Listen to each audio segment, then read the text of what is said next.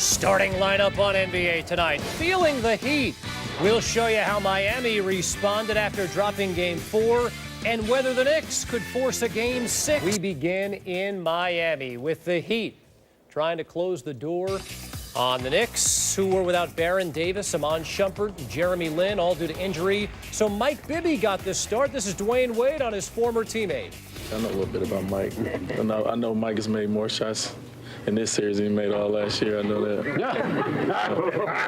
Send that to Mike. Yeah.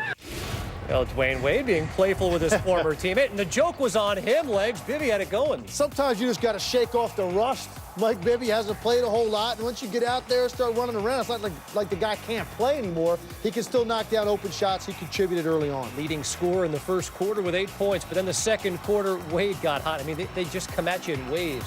It's relentless. There's no other word for it. They are relentless, and they turn everything into such quick strikes. Here, the nice outlet pass by Mario Chalmers. Dwayne Wade gets another easy basket. The kind of basket you have to prevent when you play the Heat. And then LeBron got going like a hot knife through butter, beating J.R. Smith.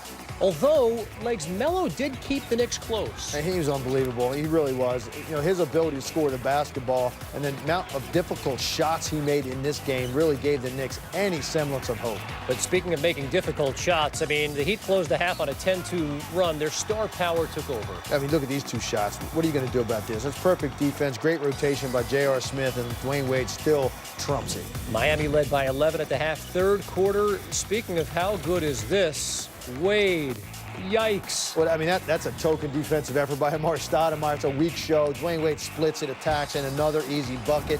And the defense kicks in also. Dwayne Wade tracking Carmelo Anthony, comes up with the big block. It just came so easy at times for Miami. Well, when you contrasted how hard New York had to work with what Miami was doing, it really did look that way. And when you play this team, you have to force these kind of shots, and they were even making those tonight. Fourth quarter, Heat up by 14. How's this for good measure? LeBron, thanks for coming. 29 points, 7 assists, 106-94. The Heat are moving on to face the Indiana Pacers. 29, 8, and 7 for LeBron, 19 apiece for Bosh and Wade. The trio of Miller, Battier, and Chalmers combined for 28. Melo had 35 in defeat on 15 of 31 shooting. J.R. Smith just 3 of 15 from the field. Look closely to see if you can see the wire rim frames on LeBron with our Rachel Nichols. First round down. What does this series say about you guys and the way you are approaching this postseason? It was a great first test for us. New York is a great team, coached well, and got so many great players. And you know, we was able to come out first 2 games, take care of home, and we split on the road. That was a good thing for us, and we was able to finish them off in 5 here. So it was a good first test for us, and we was prepared well. Our coaching staff put us in position every game to give ourselves a chance to win, and that's all we can ask for. Obviously, we would have loved to close it out in New York, but we didn't play as well as we wanted to. So, you know, coming off of watching those games yesterday, you know, with 3 teams having closed out, not being able to close it out, Coach wanted us to prove tonight that we wanted to, you know, that we was ready to close out here at home. Legs, come on.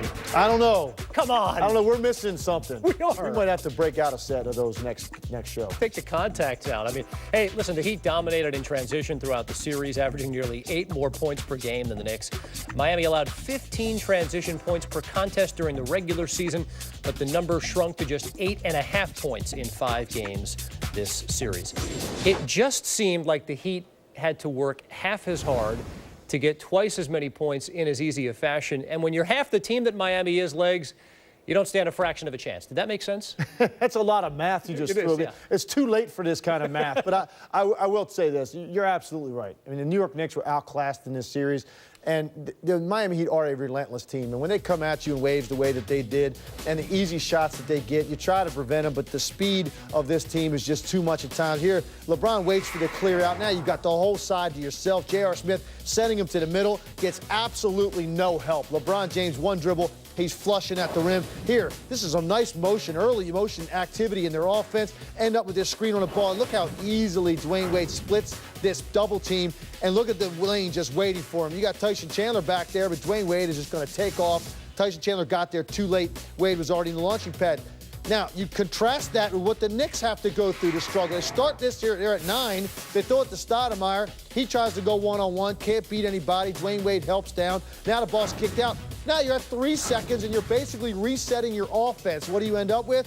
A trap on the pick and roll and a 24-second violation because there's just not enough time. Here, Dwayne Wade chest to chest with Carmelo Anthony. All eyes are on Melo. Look at the help, weak side. These guys are just waiting to pounce. As soon as Melo gets to the edge of the lane, Bosh is there with the help, and Wade never gives up on the play, continues to pursue it, comes up with the block shot. I just felt the entire game, it was almost a relief when the Knicks scored. And for the Miami Heat, it was just like they were in a scrimmage. And they got whatever they wanted, the easy baskets, the cuts, the layups, dunks, whatever, the open looks on the perimeter. And for the New York Knicks, it was just a spectacular array of shot making from Carmelo Anthony, or this is a 25 or 30-point game. 12 doesn't do it justice for the difference between the two teams. And it was fitting it was a 4-1 series because the Miami Heat are a far superior team. You got the feeling at the start of the night, if the Knicks were going to stand any kind of a chance, they would have had to have some superhuman three-point shooting performance. It did not happen.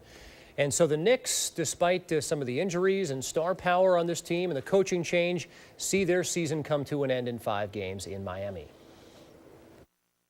Well, we played a great team, well-coached team. And I thought we played well in spurts. And, our guys got a short taste of what playoff basketball is about. Next year we'll be better. We'll be much better as a unit. Not just me and Amari, but we, as a team, as a group, we'll be much better. We learn from this, and we come back next year and be ready. Well, Bill Parcells once said, "You are what your record says you are," and so this is what the Knicks are. Over the last 2 seasons, and including the playoffs, their record with both Carmelo Anthony and Amari Stoudemire in the lineup is 31-40, including 1-7 in the playoffs. Joe can still give you a highlight once in a while. And then number 1, we love when D is there. How about LeBron? That's special right there. I mean, this is why he's the most versatile defensive player in the NBA, and it's ironic he does that against a defensive player of the year.